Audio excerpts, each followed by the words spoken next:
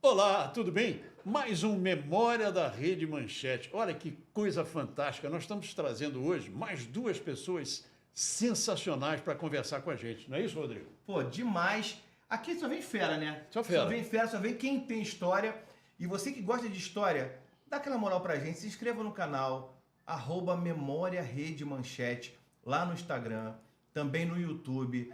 Compartilha, manda pros amigos. Fala bem, fala mal, conta a sua história nos comentários. Pede aquele personagem que você viu na manchete, aquele ator, aquela atriz, aquele jornalista, enfim. Vamos trabalhar para a gente resgatar a memória dessa emissora que é tão querida, tão fascinante, que é a Manchete. Por causa disso, hoje nós estamos trazendo aqui o André Auler, que era produtor na Manchete e depois, hoje, virou cineasta, diretor, sabe, virou tudo isso aqui. E a Raquel Boechat, que era também produtora, virou depois diretora, hoje também é professora universitária, só que a Raquel vai conversar com a gente pelo online, tá? E o André está aqui fisicamente com a gente. Quer dizer, ela está fisicamente lá e ele fisicamente aqui, tá? E aí nós vamos conversar com eles, ok? Então vamos começar com a Raquel, por uma questão de gentileza, tá? A Manchete sempre foi gentil com as mulheres. Raquelzinha! Poxa vida, que bom estar com você, Raquel. E aí, tudo bem? Como é que você começou na Manchete? Um prazer estar aqui nessa mesa, incrível, né? Falar da memória da mídia e da televisão e da Manchete, especialmente, que foi a nossa casa, né? Por tantos anos, nosso espaço querido, onde fizemos amigos, né? Onde fizemos carreira, onde fizemos filhos. Né? Muitos fizeram, né? Então, assim, é uma história que realmente é de um tempo feliz da vida de todos nós, né? Por isso que a gente tem a alegria de relembrar a Manchete. Como é que você começou? Eu comecei na Manchete em 91. 91? Comecei em 91. Entrei em 91 como diretora de quadro no programa de domingo, era sob direção do Paulo Alceu. E então eu dirigia quadros, era esse o nome que tinha, diretor de quadro, eu era diretora de alguns episódios que existiam do programa. E depois, por demanda da própria emissora, o programa de domingo teve vários nomes depois, né? Teve várias reedições dentro da própria televisão, né? Mesmo horário, mesmo tudo, mudava de nome, mudava de diretor-geral, e assim ele foi. Domingo Forte, Domingo, a sua revista em movimento, enfim, teve vários nomes, e o programa de domingo depois voltou a se chamar Programa de Domingo, né? Eu estive sob a batuta de vários diretores maravilhosos, né? Nelson Roiner, Mário Meirelles, Paulo Alceu, enfim, a gente teve um circuito disso com uma riqueza, Zé Medeiros, né? Uma riqueza muito, muito importante na maneira de fazer televisão, com uma fotografia especial, com conteúdo elaborado, né? Com criatividade, a gente tinha liberdade para trabalhar. Nossa, delícia total. Depois eu participei do documento especial, que teve também outros nomes, né? Manchete Verdade, Isso, Manchete Especial, isso. Manchete 24 Horas, isso. E aí já enveredando para uma linha de documentário de rua, né? Então, de investigação, né? Não fizesse rua, né? Mas, investigação, né? E aí, tipo, sob a direção do Aldir Ribeiro, que foi também um período muito especial, a gente aprende muito com essa turma toda. Foi muito rico, muito feliz, eu só tenho alegrias a lembrar. Maravilha. André Auler, poxa vida, que bom ter você aqui também, Raquelzinha, que eu chamo sempre de Raquelzinha, e você, André Auler, que os dois fundaram o grupo do Facebook. Depois a gente vai falar sobre isso. Mas como é que você começou na Manchete? Conta aí. Bom, primeiro que é um prazer enorme estar aqui com o Santoro, com o Rodrigo, e principalmente por causa da memória, né, da Rede Manchete, porque a TV Manchete virou cult, né? Isso. Tem uma galera hoje de 20 anos que não era nascida na época e que gosta. Isso é uma coisa maluca na minha cabeça, rapaz. É. Eu fico pensando nisso, como é que pode? Gente que não tinha nascido, não estava nem no saco do pai. Saudade do que a gente não viveu, né? Viveu. Exatamente isso. É muito legal. É fantástico. Quer dizer, então é um grande prazer perpetuar a memória da Manchete. Bom, eu comecei na Manchete em 86. Uhum. Foi engraçado porque eu estava gravando na Cinédia. Cinédia. Muito tempo, né? Eu fazia publicidade na época. Aí ligaram para a Cinédia, André, telefone para você. Eu digo, para mim? Aí eu fui atender o telefone. Oi, aqui quem está falando é Maurice Capovilla. Maurice Capovilla. Eu falei, meu oi? amigo. Oi, Maurice Capovilla falando comigo? É. Porque eu tinha 20 e poucos anos na época. É o seguinte, é porque a minha produtora saiu e eu tô precisando de um produtor. Me indicaram você. Se você está querendo... Eu falei, Onde eu assino? Eu falei, claro. Você pode vir aqui conversar comigo? Eu digo, claro, vou. Aí marcamos, fui lá conversar. E aí eu... Só para as pessoas saberem, Maurice Capovilla foi um dos grandes diretores de cinema, de TV e da Manchete. Então, fez vários programas com ele, inclusive, aqueles que ficaram marcados. Ele vai contar. E aí fui conversar, acertei tudo. E o que era? Era para fazer um programa que na época era mensal, chamado Desafio do Mar. Isso. O pessoal já até brincava, chamava de Desabafo do Mar. E aí... Raquel gostou. Todo mês eu viajava por um canto do Brasil, porque a gente fazia exatamente aquela região que vivia do mar, que o mar era condição sine qua non para os caras viverem, porque era o habitat deles para poder receber substâncias que vinham do mar, né? Exatamente. Aí eu entrei na Manchete, uma semana depois eu fui para Areia Branca, em Natal. No Rio Grande do Norte. Isso. E um mês depois eu fui para Fernando de Noronha. Aliás, olha, mais difícil, né? os dois, tanto a Áurea como a Raquelzinha, estão aqui e eles vão contar as histórias desse livro aqui, que é um barato das histórias que eles fizeram. O Aqui, vamos fazer um jabazinho, né? Pois não. O Aqui, gente, é esse livro que o Santoro escreveu. Não, eu não escrevi, eu transcrevi. Os meus colegas passaram as histórias. Aí, que aqui também tem esse a história também, do Santoro na Rede Manchete. Então, assim, são dois livros incríveis que você pode adquirir. Entrando em contato com o Santoro, a gente vai colocar aqui embaixo o e-mail. É só adquirir. Falando com o Santoro, já vai autografado e você vai se deleitar aqui com a história, não da TV Manchete só, uma história de Rio de Janeiro, uma história da televisão brasileira. É uma coisa, uma leitura gostosa, acho que vale a pena, hein? Legal. Então, eu queria começar agora, já que a gente está falando da coisa, puxar a Raquel, porque a história da Raquel é a última, é que fecha o livro, né? E que é muito interessante, que é o resgate do M. Por que esse resgate do M? O André e a Raquel criaram um grupo no Facebook, tá?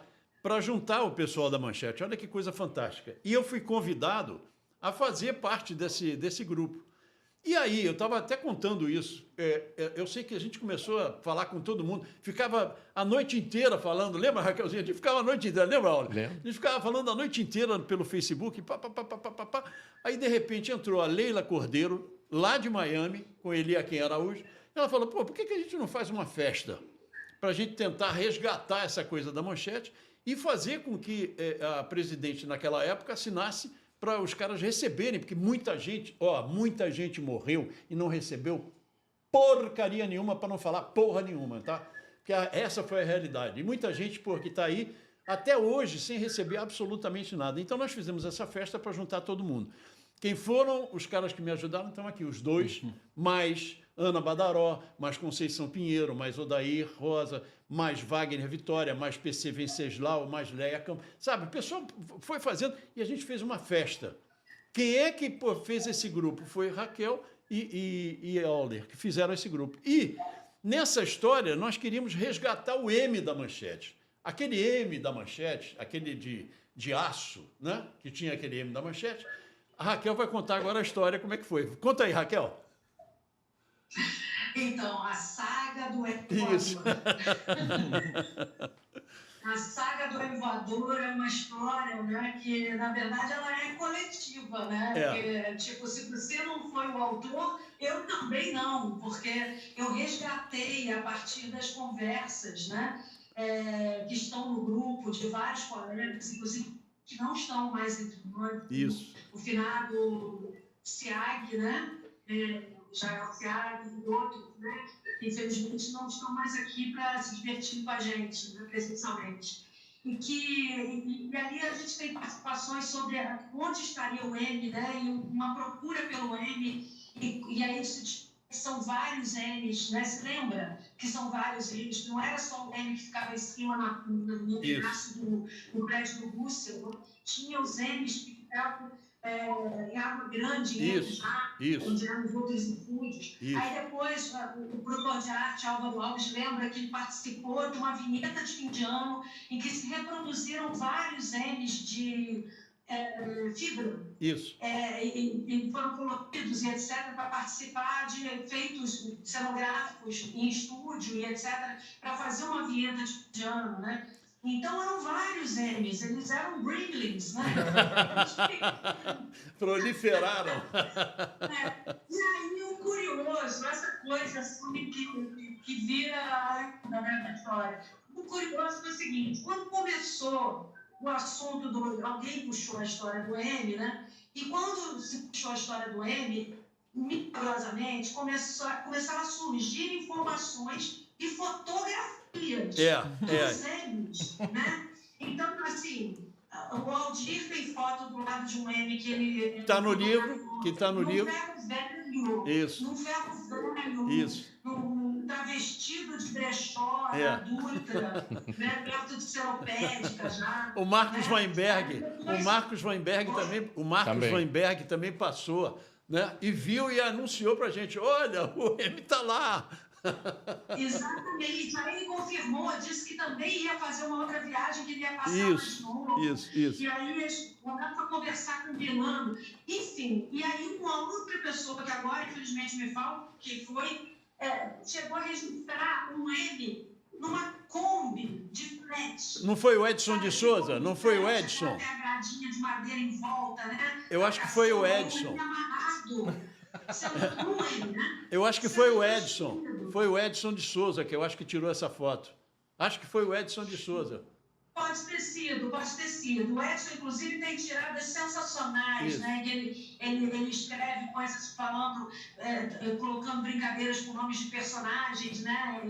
Comparando um com o Aldir, o outro com o Weinberg.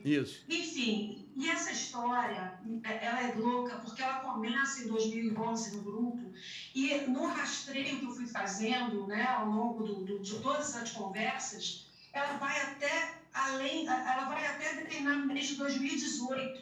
Olha que coisa. As pessoas acabam resgatando, voltando, entrando nos comentários de novo, puxando o assunto, até que, lá pelo final da conversa que chega em 2018, alguém, mais de alguém, comenta que o Jorge Delgado, Jorginho Delgado, teria comprado um M.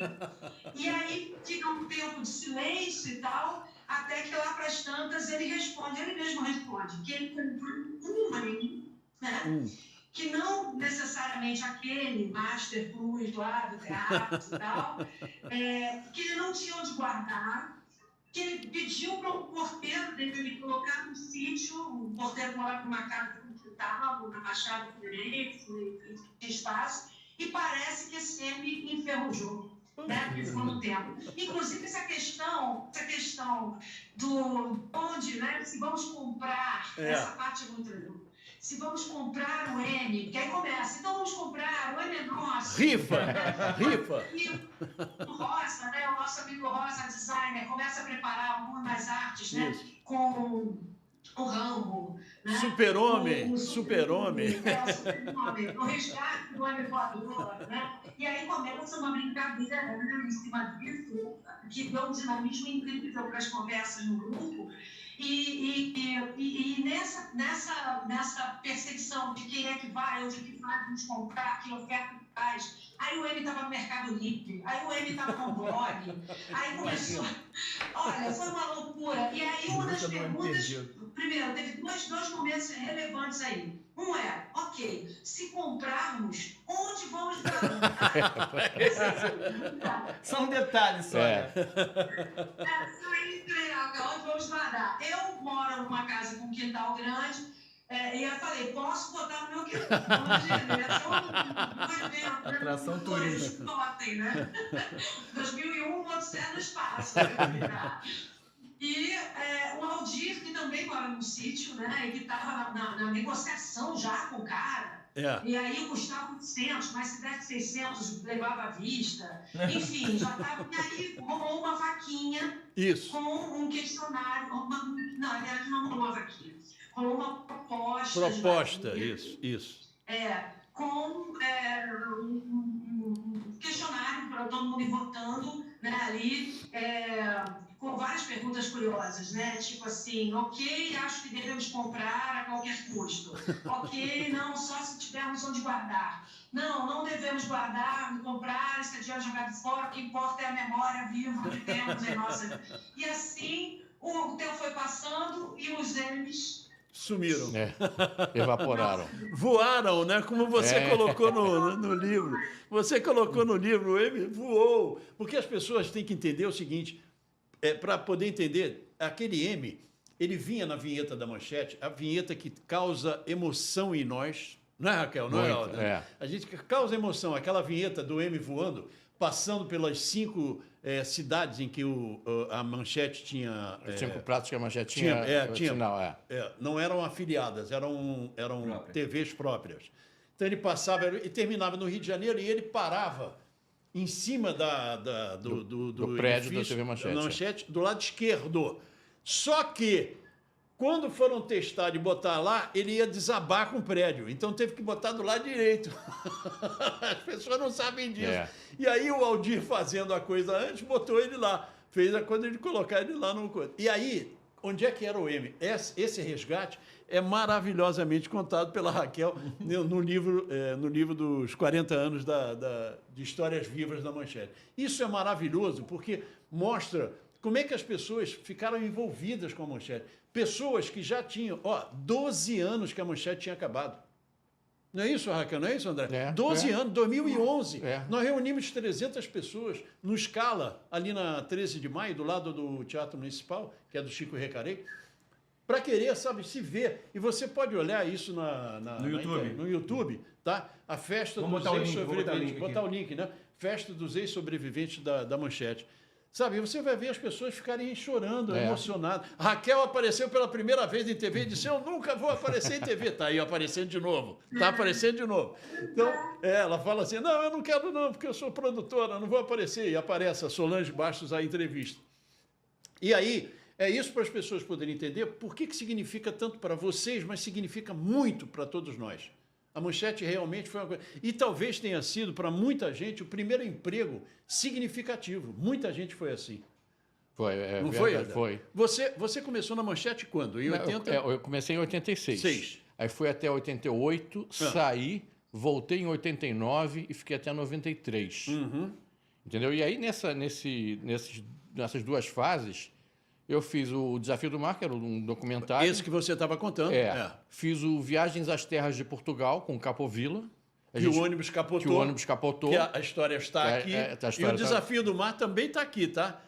Exatamente. Essa do Desafio do Mar é sensacional. Conta, por favor, da pousada, de estar na pousada. Como é que foi? Fomos para Fernando de Noronha, né? Eu, deslumbrado, 23 anos. Não só por ser uma viagem a trabalho, como por ser Fernando de Noronha, né? Bom, chegamos lá, a gente chegou num dia, ia começar a gravar no dia seguinte.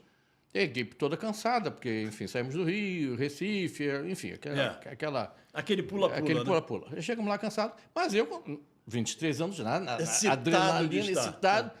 Aí a equipe foi dormir e eu fiquei ali na pousada do lado de fora, conversando com alguns hóspedes e tal.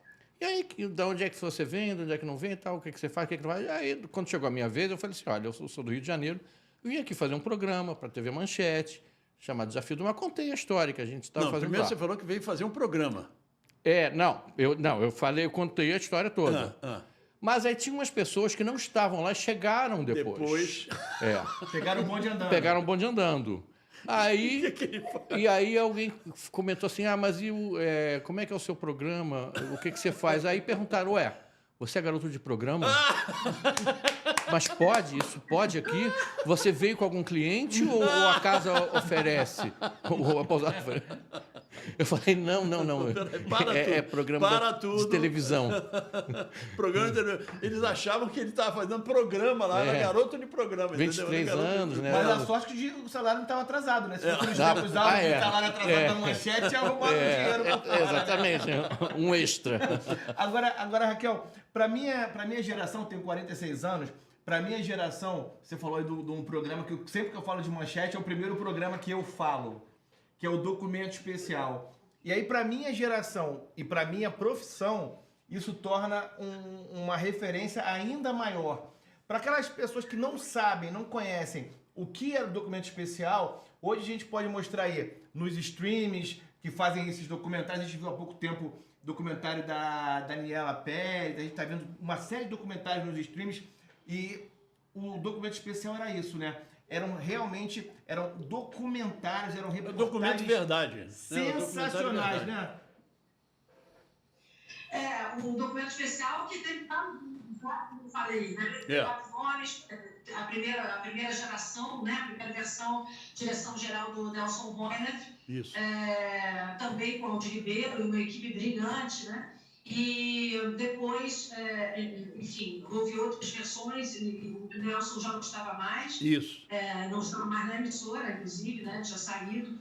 Mas, enfim, o documento especial ele traz algumas características muito importantes assim, para a TV brasileira, né?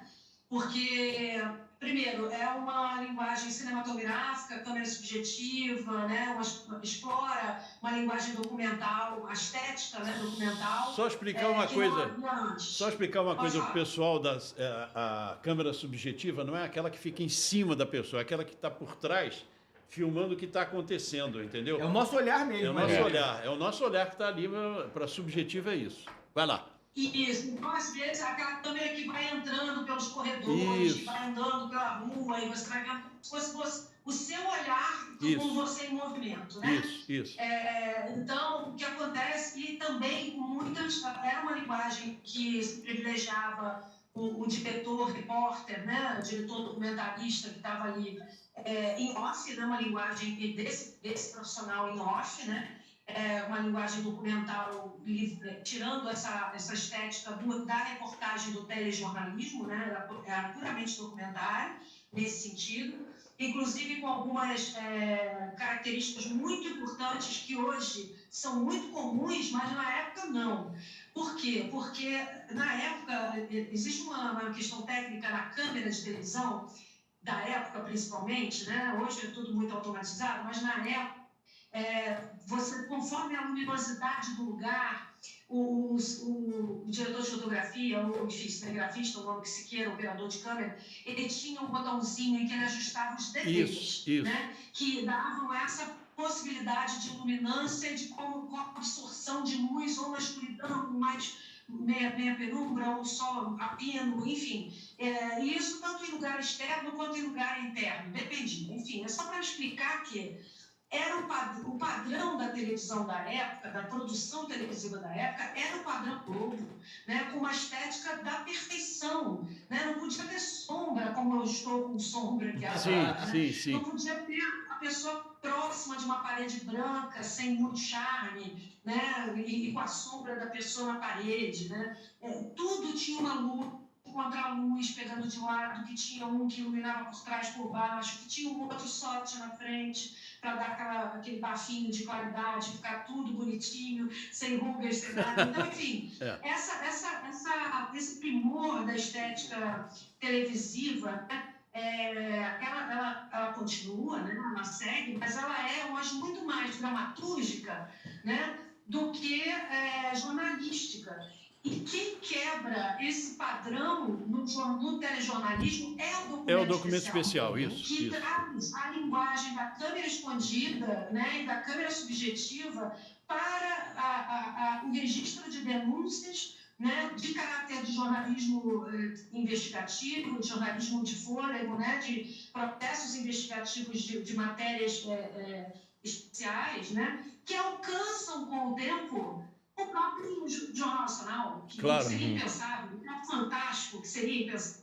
Inclusive, o repórter que depois fica famoso como repórter invisível no Fantástico. Eduardo Faustini era? Eduardo Faustini.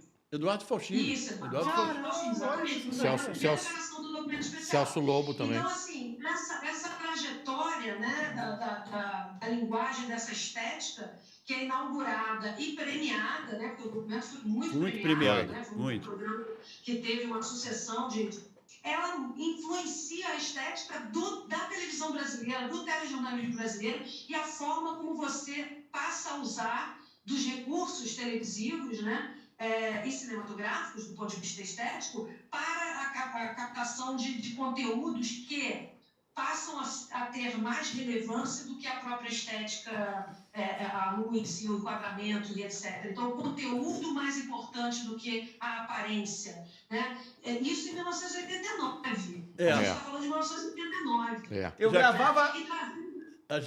Você está dando uma aula, Raquel, para muita gente que não conhece televisão. Mas para quem conhece televisão também, você está dando uma aula porque realmente é um negócio fantástico. E tem outra coisa que eu queria destacar. Permissão. Apresentado pelo meu amigo Roberto Maia, com aquela voz fantástica que o Roberto fazia, né, que ele tinha, que tem. Né?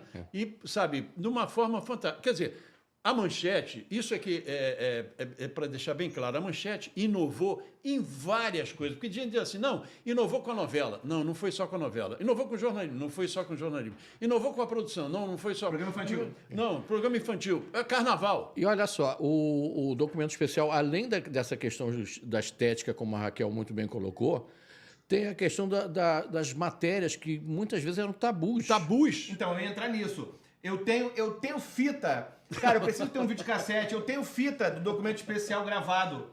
Até hoje, eu não tenho onde passar porque eu não tenho videocassete. Se eu conseguir alguém que faça a conversão, eu tenho... Porque eu sempre gostei de gravar corrida do Ayrton Senna, jogo do Flamengo e documento especial. Eu tenho alguns documentos especiais. Principalmente quando era de sexo. Que é isso que você fala de tabu. Então, assim, eu tenho entrevista da Enoli Lara, que é clássica. Enoli Lara, eu lembro até hoje, entrevistas dela no documento especial. A Cristina Mortágua, falando que estava sem calcinha no vídeo. Eu lembro de tudo. Eu lembro das falas do documento especial. E o documento especial, anos depois, ele formou até uma geração, que é isso que a gente está conversando aqui. Uma geração, isso que a Raquel está colocando. Porque eu virei jornalista... Porque também eu me inspirei nesse tipo de jornalismo, que não é aquele jornalismo bonitinho, perfeitinho, que você vai ficar aparecendo. Não.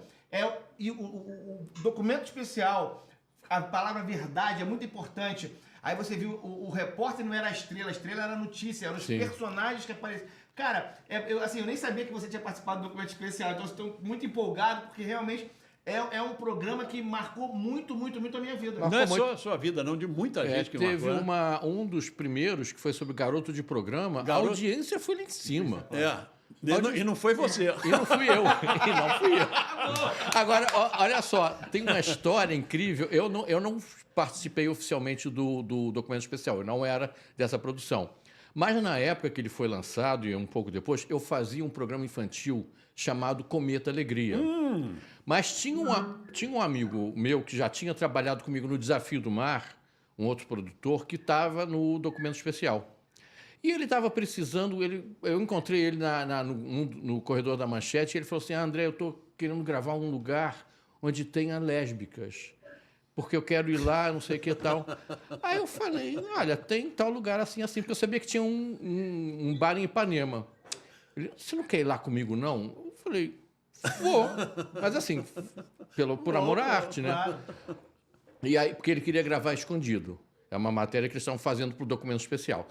E aí, assim, ele botou uma câmera VHS, que na época era o que tinha, dentro de uma mochila e deixou ela meio aberta, assim, do lado. Era uma coisa grotesca.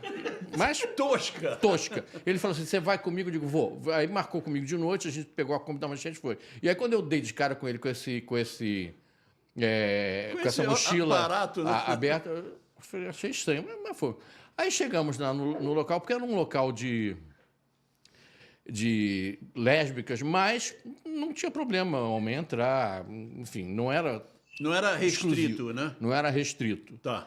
Aí entramos e aí ele sentou, a gente sentou numa mesa, Elas acharam estranho porque realmente tinha muito mais mulher do que homem. Tudo bem. Aí ele posicionou a mochila em cima da mesa. Eu falei, não vai dar certo aí em cima da mesa. Isso vai dar merda. Aí ele falou, mas como é que a gente pode disfarçar? Aí eu falei assim, não se assuste com o que eu vou fazer. Eu abracei ele. E ele era O garoto grandão. de programa aflorou. Abracei ele e fiquei fazendo. Aí ele, vou te matar, filho da puta. Aí eu falei, não precisa, que você não é meu tipo. É só uma cena aqui. E aí fica, mas assim, não estava assim. Aí a garçonete percebeu que tinha alguma coisa estranha. Ela viu aquela mochila em cima da mesa e falou, olha, eu estou vendo que vocês estão gravando, não pode aqui. Eu falei, deixa eu falar com você. A gente está fazendo uma gravação para o documento especial, mas a gente não vai mostrar o rosto de ninguém. É uma matéria exatamente para mostrar que isso aqui não é um inferno, não é uma coisa horrorosa, é um lugar normal. Normal. Mas a gente não vai, a gente se compromete a não mostrar o rosto de ninguém. Mas, enfim, mas não pode. Aí, tá bom, a gente acabou de beber o que a gente estava bebendo e foi embora. E não teve matéria, não? Não teve, mas aí... Mas não nessa história, né? Agora, história. teve uma história também que você estava em Fernando de Noronha, tá? E você foi nadar. Como é que foi essa? Fui nadar. Conta aí. Baía dos Golfinhos, saímos de Traneira, naquela época podia ir na Baía dos Golfinhos. Não tinha problema nadar, entrar barco ali. Nadamos, cheguei lá, gravamos. Mas teve instrução? Não, a gente estava a equipe numa traneira com 2 mergulhadores profissionais de lá, que eram da reserva, enfim. E aí a gente gravou com eles, gravou os golfinhos do barco, né, aquele negócio todo. No final da gravação, o manda-chuva ali dos mergulhadores falou, olha, se vocês quiserem mergulhar, pode mergulhar, não tem problema. Agora, tem que nadar com a mão para trás. Não pode, porque você vai assustar o golfinho. Se você começar a bater muito a água, vai assustar o golfinho. Então, você tem que colocar a mão para trás e vai nadando, batendo o pé, como o nado de golfinho mesmo. Sim. Só que sem abraçado. Põe a mão para trás e vai naquele... Que não tem problema. Agora, eles podem passar do lado de você, mas não encosta neles. Eles vão estar brincando. Tá bom. Alguém quer ir? Eu digo, eu. Sempre. Aí, tá, então faz isso. Você tinha 23 anos? Tinha 23 anos. Foi nessa época. Foi nessa época. Foi na semana, que a gente passou uma semana. Aí fui, mergulhei. Quando eu mergulhei, eu comecei a escutar aquele acho que é sonar dos golfinhos, aquele assobio deles, né? E era uma feira livre de golfinho ali embaixo. Aí aquilo, me empolguei, né? Aí comecei a nadar, como ele tinha falado, com as mãos para trás. E aí fui. E aí, de repente, começaram a passar de 2 em 2 do meu lado. Eu aqui no meio e de 2 em 2, assim. Claro, muito mais rápido do que eu, por razões óbvias. E aí eu vi que eles estavam brincando. E aquela confusão lá embaixo... Devia ser golfinhos italianos. Até que, em um determinado momento, eu subi a cabeça, porque eu estava com a cabeça mergulhada ali. Não estava de snorkel, não estava nada, era respiração mesmo. Subi a cabeça, aí vi o barco deste tamaninho lá embaixo, e eu naquela imensidão azul. Aí trancou, né? Aí trancou tudo. Eu falei, cacete. Aí já imaginei que o monstro do Lago Ness ia estar ali, ia me pegar, enfim. Aí falei, bom, tenho que manter a calma e voltar para o barco. Aí voltei, assim, nadando, como se fosse o Aquaman, de volta.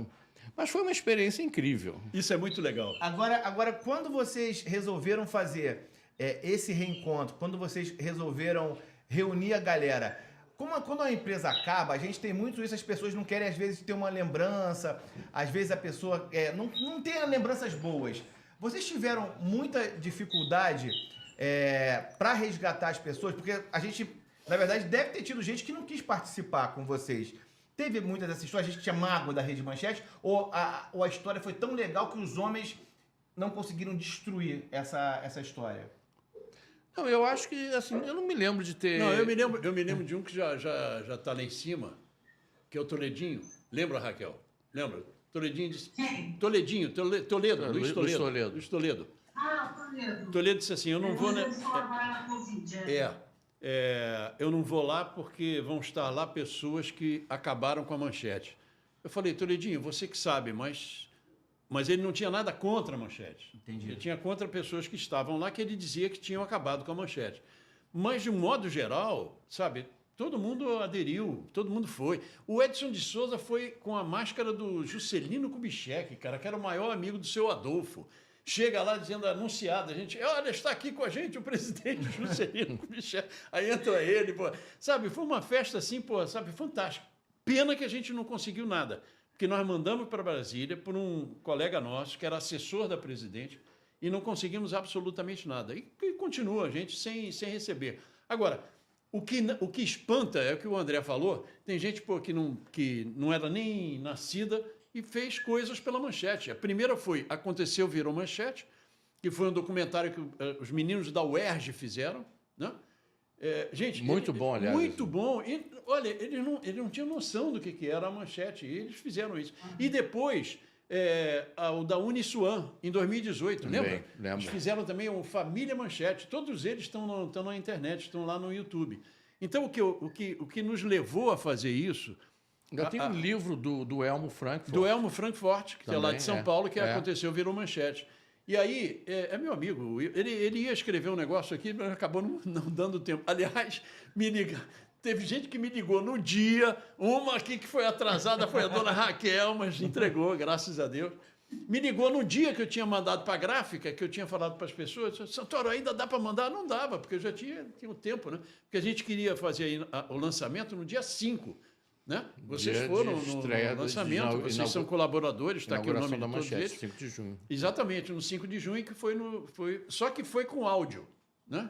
Não foi sem áudio, que nem seu Adolfo, quando foi para o ar. E não tinha Mercúrio retrógrado, graças a Deus também não tinha essa história. Então, trazer essa... Lembra disso, Raquel? Atrasar 2 horas, seu Adolfo, não, isso não é nada, isso não é nada. E pá, a Manchete foi para o espaço. Então, o que na realidade é o seguinte, trazer essas histórias aqui não é só excitante para você que está vendo a gente, que gosta da Manchete, é para nós também, é um motivo de alegria, porque foi um lugar que a gente trabalhou e que eu trabalhei na Bandeirantes, na TV Nacional, na Bandeirantes, no SBT, onde eu fui diretor do SBT Repórter, na Manchete e na Globosat, eu fui o primeiro apresentador da Globosat. O melhor ambiente que eu trabalhei foi aqui, ó, Rede Manchete. Eu não tenho dúvida disso. Foi o melhor ambiente que eu trabalhei. Eu não posso dizer que foi, pô, sabe, aquele que eu ganhei mais dinheiro. O que eu ganhei mais dinheiro foi no SBT. Mas esse da Rede Manchete foi o melhor, porque realmente a gente se tratava, né? A gente se curtia. Foi isso que o André falou. O cara passa e diz, olha, eu estou precisando fazer uma matéria lá na boate de lésbica. Ah, eu vou com você. Pô, cara, isso é inimaginável hoje. Inimaginável. É inimaginável. E as pessoas se tratavam assim, a gente se ajudava, porque a gente tinha uma direção comum. Qual era a direção comum? Fazer da Manchete uma grande televisão. E ela foi. Uma empresa... você está falando muito de empresa, porque o que faz a empresa são as pessoas, né? Sim. Então, a dificuldade, isso de um parceiro do outro, inclusive você falou um negócio que eu já não gostei muito, que o melhor ambiente que você trabalhou foi na Manchete. Mas você não está gostando muito daqui, não? Do ambiente da gente aqui? Tá aqui não é TV, aqui é podcast. O melhor podcast que eu já estive é esse aqui. Moleque! E assim, e também para homenagear a Raquel, a ideia da gente fazer esse podcast, que na verdade é contar a história, surgiu porque eu falei com o Santoro. Eu falei, pô, tem que atualizar com mais histórias do livro. Para ontem. E aí a gente começou a pensar e veio logo a história do podcast, porque o que a gente quer fazer aqui nada mais é do que um documento especial da Manchete, é um documento muito especial, esses papos nossos serem um documento muito especial, onde eu tenho a honra de, como espectador e como apaixonado pela Rede Manchete, passar a minha visão, que talvez vocês não tenham a percepção, e eu falei isso para o Santoro e falo isso para vocês dois, vocês talvez não tenham a percepção da importância que era e que foi e que é a Rede Manchete para a nossa vida. Não apenas para quem é jornalista, mas para quem é público, para quem eu particularmente, eu nasci, sou criado na Estrada da Água Grande. Então, assim, a Manchete fazia parte da minha vida. Sim. Eu passava todo dia em frente à Manchete, onde era gravado o Milkshake, onde era gravado toda... Então, assim, mas eu tenho certeza que pra quem mora na Zona Sul, que passa por aquele prédio e olha ali, não tem... Pelo menos quem assistiu a Rede Manchete, não tem um momento que a pessoa não chegue, olhe ali aquele prédio e dê aquele arrepiozinho, e que dê aquela emoção, que lembre alguma história da Manchete. Porque a Manchete é inesquecível, realmente. Foi muito difícil para mim. Quando teve a primeira greve, eu passei com o meu carro importado. Imagina, paro no sinal, ali no sinal da Silveira Martins com a Praia do Flamengo, e vem pessoas que trabalhavam comigo e vêm pedir um dinheiro. Nossa. Gente, é um negócio assim, sabe? Eu tirei o que tinha no bolso, dei para eles e falei, vamos lá, gente, vamos lá. Saí dali, saí chorando, sem eles perceberem, e saí chorando. Sabe? Porque realmente a Manchete foi uma coisa muito marcante na nossa vida, né? Outra coisa que eu só queria dizer é o seguinte, a Manchete é tão marcante que os golfinhos estão aí toda hora falando contigo. Piu, piu, tio. Estão o tempo todo aí, vai piu, piu, piu, mas estão até agora, tá vendo? Agora, Raquel, depois da Rede Manchete, como é que foi o teu caminho? Depois da Rede Manchete? Qual foi o meu caminho? Então, aconteceu uma coisa muito curiosa, né? Bom, eu estava já no Câmera Manchete, foi o último programa que eu participei, né, dos programas de grade, né, da Rede Manchete, eu até não tinha citado antes, mas foi o último programa que eu participei, sob a direção da Claudinha Carvalho, e a gente estava numa fase difícil, a gente estava 3 meses sem receber salário. Meu Deus do céu. Estava muito difícil. E aí, aquela coisa, tempos áureos da TV brasileira, né? A gente viveu essa era de ouro, né? Maravilhosa. Graças a Deus. Eu dei 3 e dei a sorte de ter uma possibilidade de caminho para mim na Globosat. E aí eu fui para o Canal Brasil, passei por uma seleção, né? Referendada por alguns colegas de longa data na carreira, como o próprio André, que está aqui, a quem eu sempre agradeço por ter corroborado esse caminho, e mais o Olívio Petit, e mais o Renatinho Alhadas, né, que eram todos colegas que estavam dentro da Globosat, né, muito curioso, porque a gente andava na Globosat e parecia que a gente estava na Manchete. Na Manchete, mesmo. Era tudo, era técnica, era tudo. O início da Globosat foi o início da Globosat foi... Depois de coordenadora do Canal Brasil, né, na época estava inaugurando o Canal Brasil, em 1998, foi quando ele entrou no ar. Eu fiquei lá 1 ano, e aí eu tive uma outra proposta e pedi demissão de lá e fui para essa outra proposta para dirigir o departamento de marketing do Grupo Estaçá, que incluía as faculdades e o Hotel Le Canton e outras empresas do grupo. E depois disso eu abri a minha própria agência de comunicação para continuar prestando serviço no mercado em geral. E continuei prestando serviço, inclusive, para a Globosat, né? Para o Multishow, muitas coisas, né? Participei como co-diretora, assistente de direção, outras, tipo o Prêmio Multishow, né? E outros eventos musicais como esse. Rock in Rio eu já tinha feito também para DirecTV. Caraca, hein? E antes da Manchete, eu tinha participado da TV Rio com Walter Clark e João Moredo, que eram 2 lendas, né, incríveis. Sim. Uma experiência fabulosa trabalhar diretamente com eles dois. Eu ainda era uma guria de calças, assim, com 19 anos na faculdade, mas ainda era diretora de programa, né? Eu comecei muito prodígio, assim. E depois da TV Rio, eu acabei indo para o Tocantins com o grupo, implantei o telejornalismo local lá, que não tinha, né? O estado do Tocantins tinha acabado de ser criado com a Constituição, e aí participei disso. Então foram 3 emissoras que eu participei da fundação da equipe, né? De fundação, né? Juntando com o Canal Brasil. E aí depois eu fui para essa experiência de estágio, e depois a minha experiência com a minha própria agência, mas na verdade uma formalidade para eu poder seguir no mercado com as coisas que eu já fazia, né? Também com comunicação institucional, e a comunicação institucional que me levou para a propaganda política. Então eu trabalhei com isso muitos anos e até hoje ainda trabalho, né? Porque os amigos ainda me chamam, né? Existem os freelas que ficam esporádicos por uma razão ou outra, incluindo o nosso tempo de experiência, né? Mas entrou o magistério e o direito e outras coisas que eu fui agregando, né? Arqueologia, eu gosto de estudar. Então eu acho que isso aí, Raquel, desculpa te interromper. Eu também. Eu acho que isso, Né? eu acho que isso aí é que foi o teu, vai ser o teu auge, sabia? Você nasceu para ser professora universitária. Você nasceu para ser, porque a aula que você deu ainda há pouco aqui sobre como acontecia é exatamente isso. Porque eu sei porque eu sou professor, né, querida? Eu fui professor de química há muitos anos. Então, você tem a alma do professor, entendeu? Você tem a alma do professor. E você explicou de uma forma, a didática, entendeu? De você colocar a coisa. Eu acho que esse é o teu auge, entendeu? De ser professor universitário. Quer dizer, tudo isso que você aprendeu na vida, junto com o que aprendeu na Manchete, que valeu por dobro do que aconteceu, entendeu? Hoje você vai utilizar como professor universitário. Não tenho dúvida disso. André, agora, é diretor de teatro, é cineasta. Tudo isso veio de onde? TV Manchete. TV Manchete, pô, a maioria foi... Os documentários que eu faço, eu sempre faço pensando no Capovilla. No Capovilla, entendeu? E tudo isso aí é um somatório de coisas, porque quando a gente diz assim, porque isso aconteceu, por quê? Aconteceu para você aprender alguma coisa, para você utilizar no futuro. Não tem jeito, gente. Sempre é assim. Propósito, né? Propósito. Eu me lembro que eu entrei na televisão, eu era professor, então eu botei o pé. Eu disse, um dia eu estou entrando, outro dia eu vou sair. Então eu tenho que aprender tudo sobre isso aí para um dia ser mais... Eu me lembro que Marcos Rummel, você lembra do Marquinhos Rummel? Ele falava assim, Santoro, você é o único diferente entre nós apresentadores, âncoras, né?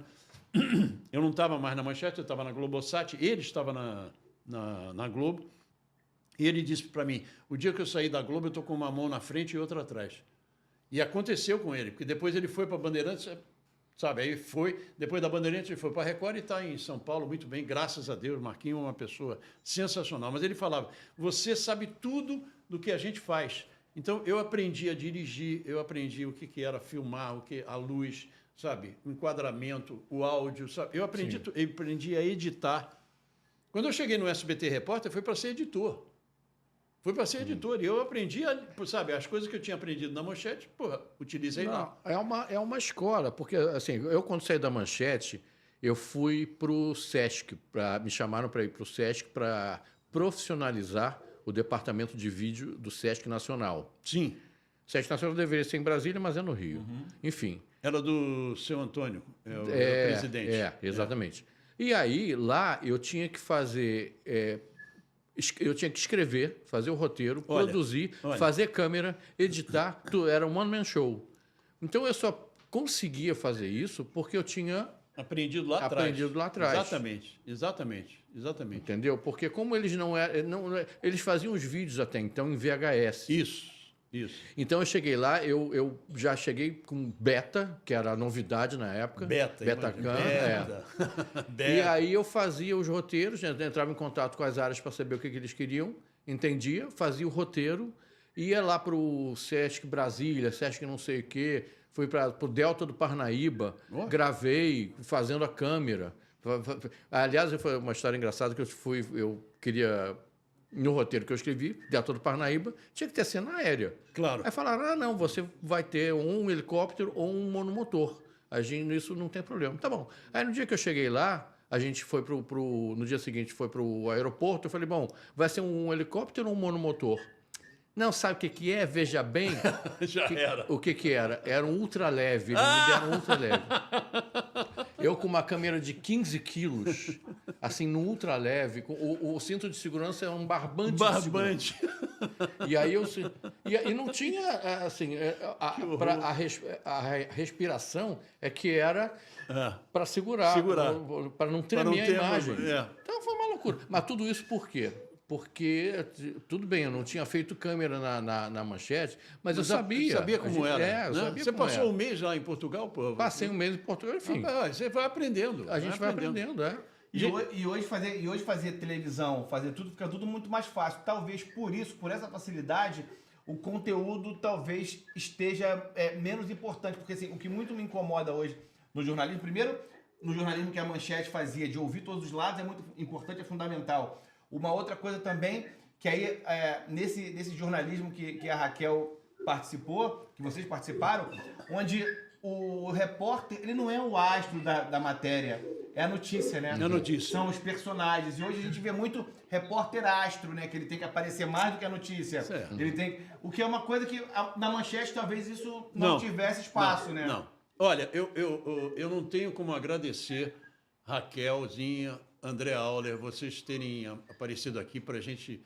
bater esse papo, sabe? Muito legal, muito bom. Eu tenho certeza que as pessoas vão gostar de conhecer essas histórias, né? Essas aulas que vocês deram das coisas que aconteciam lá na Manchete.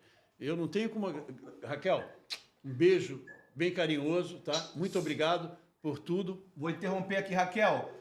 Ele fez isso, é tudo, mas olha só, o convite para você conhecer a nossa casa tá de pé. A gente quer te receber aqui, tomar um café. Ele fala que é o café aguado, mas é de coração, é feito com carinho. Então vem falar com a gente aqui, dá um abraço, a gente quer contar mais histórias, a gente... Aqui, o nosso papo aqui tem que contar olho no olho também, com arrepio, com cheiro, com abraço. Então, vai ser um prazer receber você na nossa casa. Quando estiver no Rio, passa aqui para tomar um café com a gente bater mais um papo. Sabe como é que é o nome da rua que existe aqui? O nome? José Wilker. Acredita nisso? O nome da rua é José Wilker. Estamos na rua José Wilker. Tudo a ver. Tudo a ver. André Auler, muitíssimo obrigado. Eu que agradeço pela oportunidade. Vocês todos fazerem essa coisa. O livro está aí para quem quiser, sabe? E vamos voltar com mais histórias. Tem mais histórias para vir por aí. E você que não está inscrito ainda no canal, não sei o que você está esperando. Se inscreva no canal. Tem que inscrever lá no YouTube também. Seguir a gente no YouTube, Memória Rede Manchete. Manda no grupo da família, compartilha, fala bem, fala mal. O importante é engajar. Vai lá no comentário, vai no e-mail e manda pra gente o que você gostaria de relembrar da Rede Manchete. Qual o personagem, qual a matéria que te marcou? Eu tô pensando aqui já em fazer uns quadros, da gente usar algumas imagens, algumas reportagens marcantes e a gente, de repente, tentar... Loucura que eu pensei aqui e tô pra te falar isso. De repente, a gente resgatar algum personagem que apareceu e bater um papo como a gente está batendo com a Raquel. Sim. De algum personagem, alguém que teve a vida impactada. O pessoal que está de fora, seus amigos que estão de fora também, que não estão no Rio, que quiserem participar também, acho que a gente vai chamar muita gente. A gente começou com chave de ouro, mais uma vez, nosso segundo episódio hoje. Eu, sem palavras para agradecer. O prazer de vocês deixarem que eu participe dessa história com vocês é impagável. Gente, até a próxima e fique com a gente. Até.